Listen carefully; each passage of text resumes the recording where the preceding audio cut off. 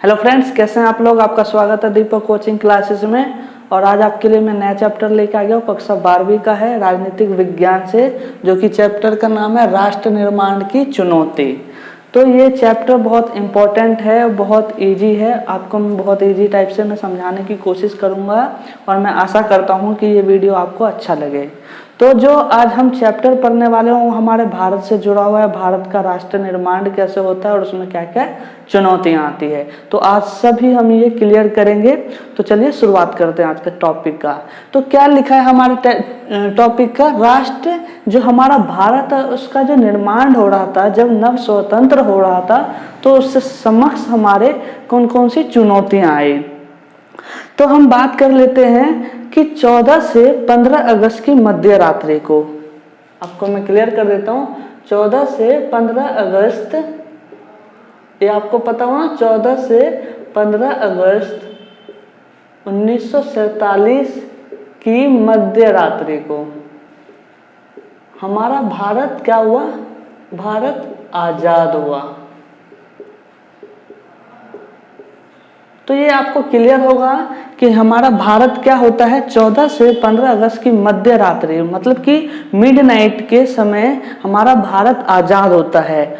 उस समय हमारे भारत के प्रथम जो हमारे कौन थे, प्रधानमंत्री जवाहरलाल नेहरू ने संविधान सभा के समक्ष संबोधित करते हैं और एक प्रमुख भाषण देते हैं। क्या है उस प्रसिद्ध भाषण का, आप क्लियर हैं, समझ लेंगे, बहुत आसान है कि क्या नाम था। प्रथम कौन थे हमारे प्रधानमंत्री, जवाहरलाल नेहरू। ये हमारे कौन थे, प्रधानमंत्री थे। इन्होंने संविधान सभा के समक्ष, संविधान सभा हमारे, देखिए हमारा संविधान सभा क्या था, हमारे संविधान सभा, संविधान बनाने वाले जो लोग थे वो संविधान सभा था। तो उस समक्ष क्या होता है, 14 से 15 अगस्त की मध्य रात्रि को हमारे प्रधानमंत्री जवाहरलाल नेहरू प्रसिद्ध भाषण देते हैं। यहाँ पे आप इसको आसानी से याद कर सकते हैं, प्रसिद्ध भाषण देते हैं। और उस भाषण का क्या नाम था, भाग्यवधू से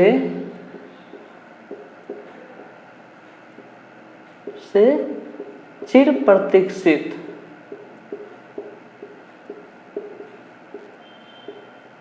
तो ये आपको याद रखना है, भाग्यवधू से चिर प्रतीक्षित जवाहरलाल नेहरू ने ये प्रसिद्ध भाषण दिया था। कहाँ पे, संविधान सभा के उस समय वहां पे जो था संविधान सभा हमारा, जहां पर, वहां पर संबोधित करते हैं, एक प्रसिद्ध भाषण देते हैं, भाग्यवधू से चिर प्रतीक्षित।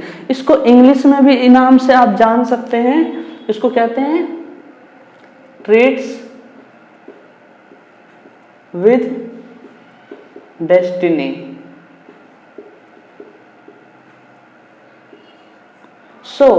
आपको ये मैंने पॉइंट जो लिखवाया है आप इसको नोट डाउन कर लें और इसको याद कर लें कि दो इसमें पॉइंट पूछा है कि 14 से 15 अगस्त की मध्य रात्रि को हमारा भारत आजाद होता है और भारत के प्रथम जवाहरलाल नेहरू इसमें क्या होते हैं, संविधान सभा के समक्ष प्रसिद्ध भाषण देते हैं, जो कि भाग्यवधू से चिर प्रतीक्षित या ट्रीट्स विद डेस्टिनी। अब देखिए भारत आजाद होता है और इसी क्षण की भारत के वासी जो होते हैं लोग कितनी समय से इसकी प्रतीक्षा कर रहे होते हैं। अब हम देश में आजाद हो चुके होते हैं।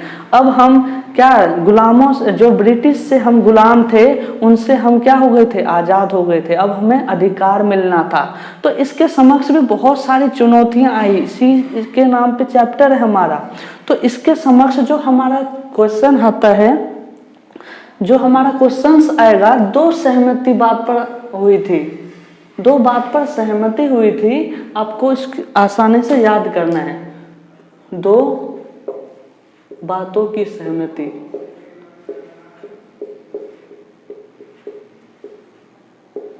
पहला कि लोकतांत्रिक शासन चलेगा,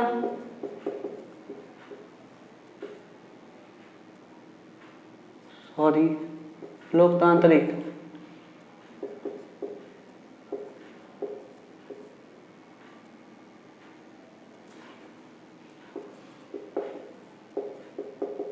लोकतांत्रिक शासन होगा। और दूसरी बात क्या थी कि सबका भले की, सबके भले की बात की जाएगी। तो ये दो बातें आपको याद रखना है कि दो बातों की सहमति हुई थी। अब हम आजाद हो गए थे और आजाद होने के बाद दो बातों पर सहमति हुई थी, जो कि पहला है लोकतांत्रिक शासन होगा, मतलब कि अब भारत आजाद हुआ है।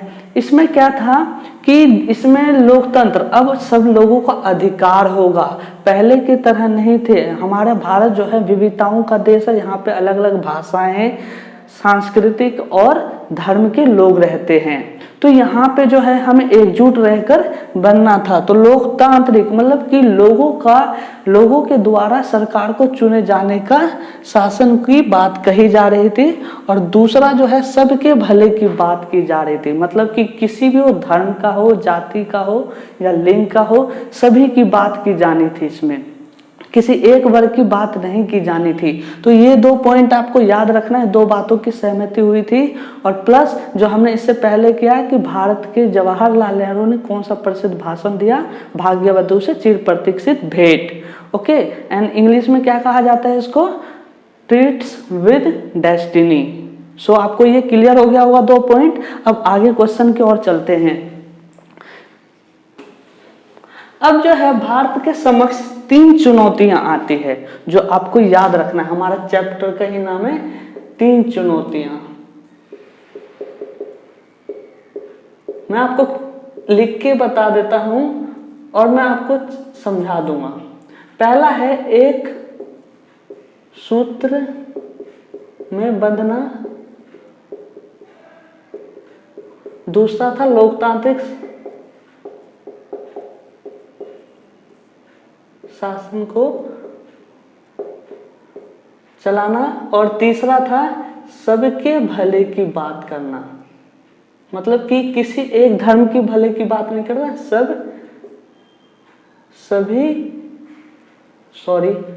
सभी की भलाई की बात करनी है। मैं आपको ये क्लियर कर देता हूँ, आपको बुक में मिल जाएगा, बुक में कर सकते हैं, मैं बस ऐसे लेक्चर दे देता हूँ। तो हमारे भारत अब आजाद हो गया 14 से 15 अगस्त की मध्य रात्रि को। अब देश खुशी थे, बट कुछ दुख भी हुआ हमें, क्योंकि हमारा भारत का विभाजन हो गया था, भारत और पाकिस्तान का। हमारा भारत एक ऐसा देश है जहां पर हमने आज़ादी के साथ साथ देश का बंटवारा भी हो गया, भारत और पाकिस्तान का। ये बहुत ही दुख भरी कहानी थी, इसमें बहुत हिंसा हुई और त्रासदी दुखद है ये कि भारत एक तो आज़ाद हुआ, उसके साथ साथ हम अलग भी हो गए। तो ये उसके बाद की बात है। उसके बाद हमारे समक्ष तीन चुनौतियां क्या क्या आती है वो हम बात कर लेते हैं। तो हम कह रहे हैं कि एक सूत्र में बंधना, एक सूत्र में बंधने की बात कह रहा है, मतलब कि भारतीय समाज की सारी विविधताओं के लिए एक जगह हो, मतलब विविधताओं की जगह हो।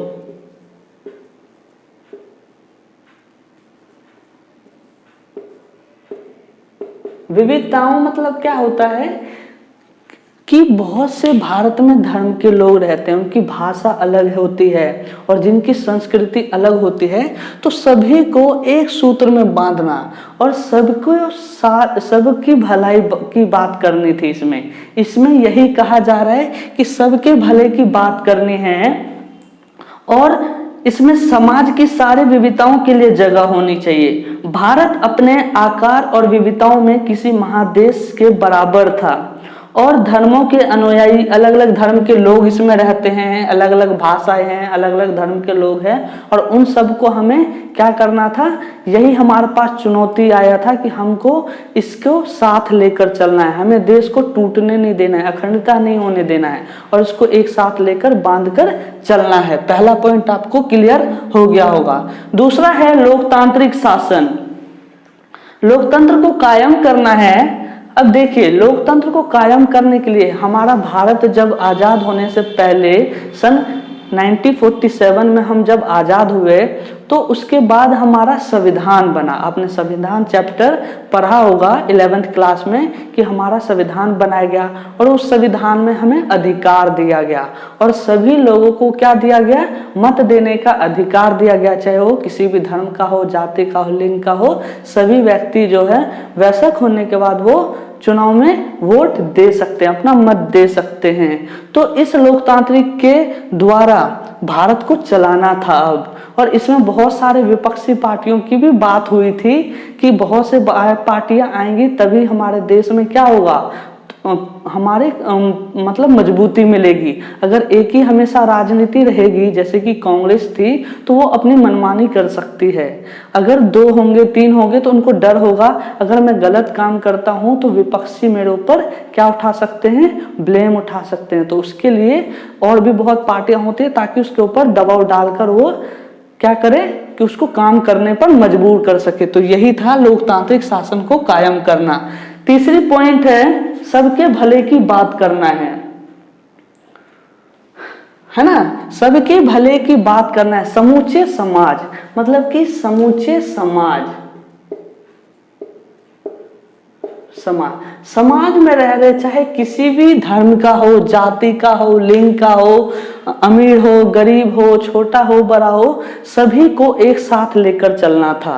क्योंकि अब देश आजाद हुआ था और उस समय बहुत से बहुसंख्यक में गरीबी थे और गरीबी को ही हमें क्या करना था, ये हमारे पास प्रमुख चुनौती थी कि गरीबी को कैसे दूर करना है। सरकार के समक्ष, जो भारत के सरकार है उनके समक्ष ये सबसे प्रमुख चुनौती थी कि गरीबी कैसी दूर की जाए और सबको इसमें भलाई की बात करनी थी। जैसे कि समाज में रह रहे, चाहे वो किसी भी धर्म का हो, जाति का हो, लिंग का हो, अमीर हो, गरीब हो, सभी समाज की भलाई की बात की गई है। तो ये हमारे समक्ष जो है 3 चुनौतियां, आपको मेन पॉइंट क्वेश्चन को आपको याद करना पड़ेगा।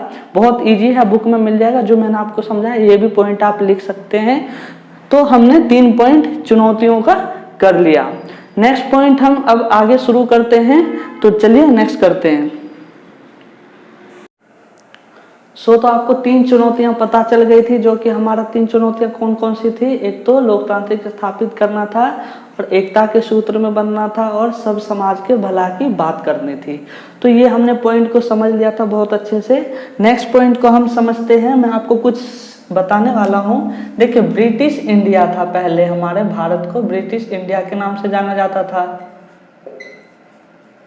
कौन कौन से, अब वो 1947 15 अगस्त के बाद 2 भागों में बढ़ जाता है। कौन कौन से, भारत और पाकिस्तान, जिसको पहले ब्रिटिश इंडिया के नाम से जाना जाता था। अंग्रेजों के हम गुलाम थे। अब भारत के बाद हमारा जो विभाजन हो जाता है, भारत और पाकिस्तान के नाम से जाना जाता है। सो आपको ये क्लियर होना चाहिए 1947 के बाद। देखिए, इसकी जो बात करता है 2 राष्ट्रों के सिद्धांत,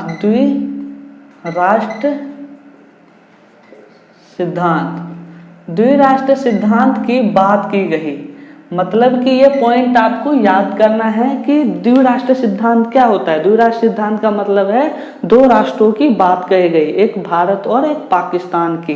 किसने की थी ये भी आपको याद रखना है। एक थी मुस्लिम लीग। कौन थे, मुस्लिम लीग।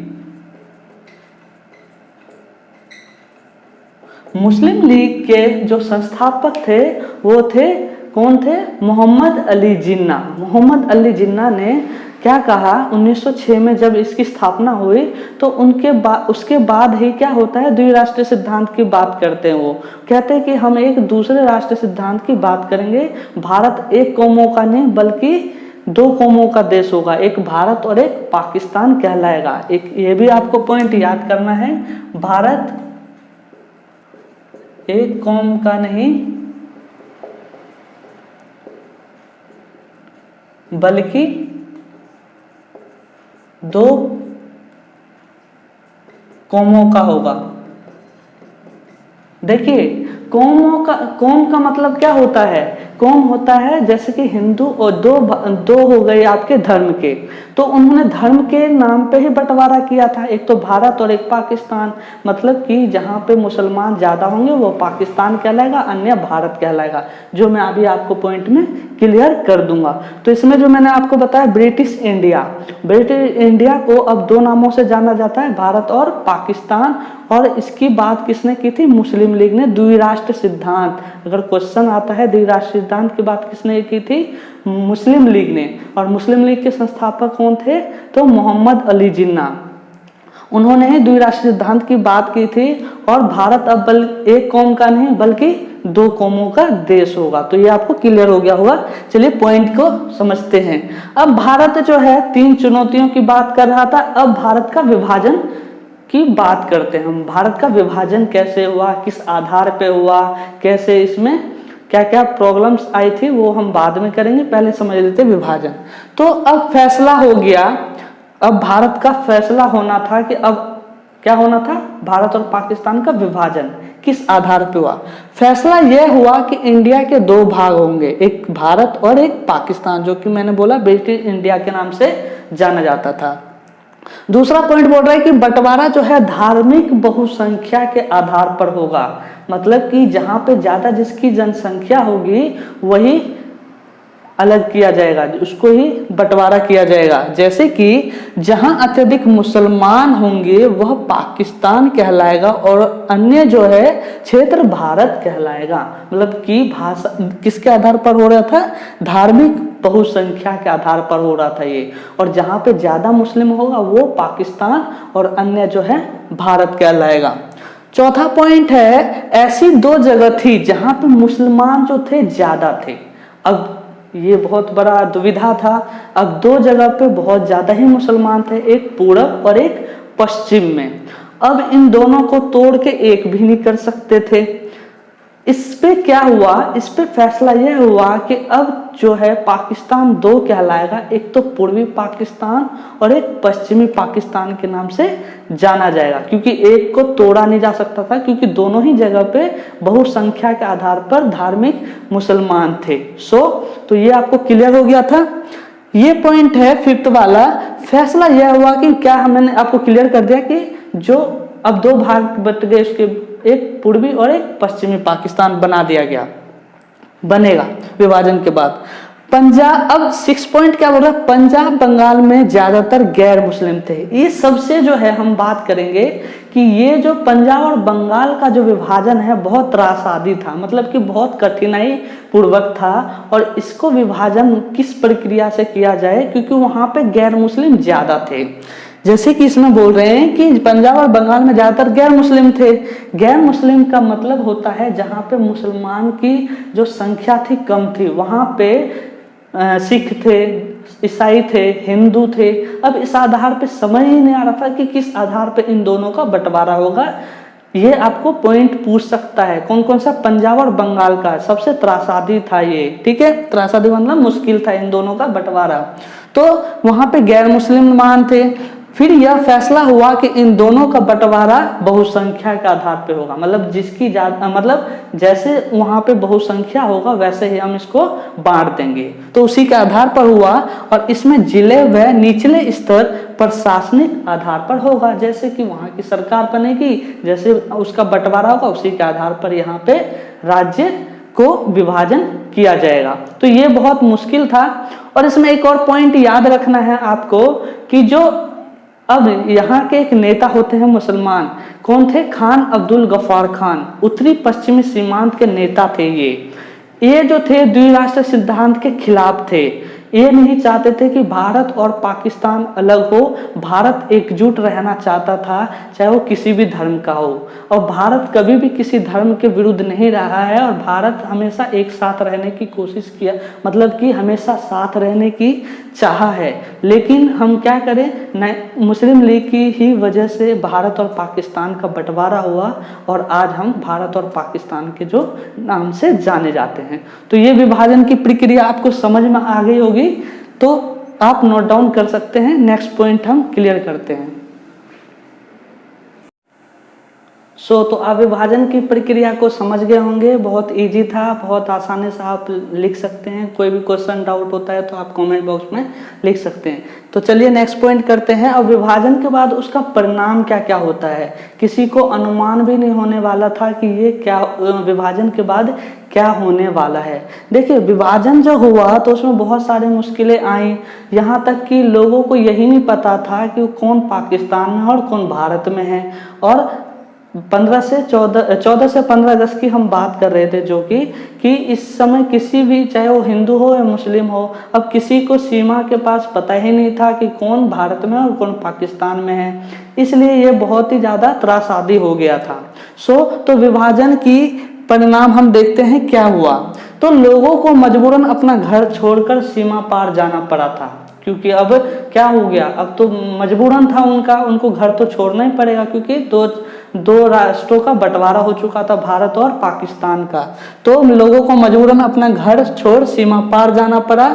जो भारत में थे वो पाकिस्तान जा रहे थे, और जो पाकिस्तान में थे वो भारत आ रहे थे। और आपको ये बहुत इजी लग रहा होगा कि ऐसे आसानी से, इसमें बहुत से लोगों की जान गई थी, बहुत ही दुखद, ये हिंसात्मक रूप से लोगों की हत्या की जा रही थी। यहाँ पे जहाँ पर मुस्लिम ज़्यादा थे वहाँ पे हिंदू लोगों को मारा जा रहा था, और जहाँ पे हिंदू और सिख थे वहाँ पे मुसलमानों को मारा जा रहा था। और ये बहुत ही हिंसात्मक था, बहुत ही खतरनाक था, बहुत ही दुर्घटनाग्रस्त था। इसमें बहुत से लोगों की जानें गई थी, और ये प्रक्रिया जो परिणाम निकले वही हम पॉइंट को पढ़ लें। तो सेकंड पॉइंट क्या हुआ, हिंसा के लोग शिकार हो रहे थे विभाजन से, जो कि आक्रामक था, बहुत खतरनाक था, अनियोजित। मतलब कि दोनों ही देशों के सरकार को पता ही नहीं था कि इससे क्या परिणाम निकलने वाले हैं, क्या इससे कितने लोगों की जानें जाएंगी, क्या ये कैसा खतरनाक रूप ले सकती है। अनियोजित था, त्रासदी था, बहुत ही भयानक था ये। तो ये आप पॉइंट समझ सकते हैं कि उस समय जो हिंसा हो रही थी तो कितने लोगों की जानें गई थी। थर्ड पॉइंट बोल रहे कि धर्म के नाम पर एक दूसरे समुदाय को मारा जा रहा था। मतलब कि मैंने बोला आपको कि जैसे कि मुसलमान जहाँ पे ज़्यादा थे वो हिंदुओं की हत्या कर रहे थे, और जहाँ पे हिंदू ज़्यादा थे, सिख जहाँ थे वहाँ पे मुसलमानों की हत्या की जा रही थी। तो मतलब एक समुदाय दूसरे समुदाय की हत्या कर रहे थे। फोर्थ पॉइंट बोल रहे हैं कि लोगों को मजबूरन शरणार्थी शिविर में रहना पड़ा था। मतलब कि उनको अपना घर बार, जहाँ पे वो जन्म लिए थे, जहाँ पे वो खेले कूदे थे, वहाँ से छोड़कर अब वो किसी और जगह पे, जहाँ पे वो जान पहचान भी नहीं थी उनकी, उस शरणार्थी शिविर में उनको रहना पड़ा था। आप देख सकते हैं कितना भयानक था ये। और महिलाओं से क्या, सबसे ज़्यादा जो थी महिलाओं के ऊपर अत्याचार हो रहा था। वहाँ पे महिलाओं को जबरन शादी कर रहे थे, जबरन उनसे क्या कर रहे थे, उनको अगवा कर लिया गया, उनका बलात्कार हो रहा था। तो आप ये पॉइंट देखिए कि उस समय की जो हिंसात्मक रूप है कितनी भयानक हो गई थी। तो महिलाओं से जबरन शादी या अगवा कर लिया गया। उसके बाद की बात करें तो विभाजन के बाद भी भारत में 12% जो मुस्लिम आबादी हमारे भारत में थी। तो ये पॉइंट जो था परिणाम है, भारत के परिणाम क्या क्या निकले थे, ये आप पॉइंट आसानी से लिख सकते हैं, बुक से समझ सकते हैं। अगर आप यहाँ से समझ लेते हैं तो आपको बुक पढ़ने में इजी हो जाएगा और बहुत आसानी से आपको समझ में आने लगेगा। तो ये आपको पॉइंट समझ में आ गया होगा, मैंने आपको क्लियर कर दिया। तो आपको ये मैंने क्या क्या पॉइंट आज बता दिया कि हमने शुरू से बता दिया क्या क्या सहमति ली थी, कौन कौन सी चुनौतियां आई। उसके बाद ब्रिटिश इंडिया 2 भागों में बांट दिया गया, द्विराष्ट्रीय सिद्धांत की बात की हमने, और 2 कौमों की बात की जो कि भारत और पाकिस्तान के नाम से जाना गया। उसके बाद परिणाम मतलब कि विभाजन कैसे हुई, बहुसंख्या के आधार पर हुआ, और लास्ट में अभी जो हम पॉइंट नेक्स्ट कर रहे हैं विभाजन के परिणाम भी आपको मैंने क्लियर कर दिया। तो ये फर्स्ट पार्ट था। अब मैं सेकंड पार्ट बनाऊंगा जिसमें बहुत इंपॉर्टेंट क्वेश्चंस आने वाले हैं और बहुत क्लैरिटी से मैं उसको समझाने की कोशिश करूंगा। उसमें बहुत सारे जो भी हैं हमारे पॉइंट्स आएंगे उसको हम क्लियरली समझ लेंगे। उसमें बहुत से इंपॉर्टेंट है, जब हम पढ़ेंगे तो मैं आपको आसानी से समझाने की कोशिश करूंगा। अगर कोई भी डाउट होता है तो आप मुझे कॉमेंट बॉक्स में लिख सकते हैं, हाँ बिल्कुल। और सेकेंड पार्ट जरूर देखिएगा क्योंकि वही इम्पोर्टेंट है। उसमें हम जो है पॉइंट पढ़ने वाले हैं इम्पोर्टेंट। कौन कौन से पॉइंट है, रजवाड़ों का विलय, रजवाड़ों का जो विलय हुआ उसमें क्या क्या समस्याएं, रजवाड़ों की संख्या क्या क्या थी और उस समय जो भी चीज़ें थी वो हम बहुत अच्छे से समझने की कोशिश करेंगे। तो आज के लिए वीडियो इतना ही था। अब नेक्स्ट पार्ट 2 में हम क्लियर करेंगे। तो आज के लिए इतना ही। So good night, take care.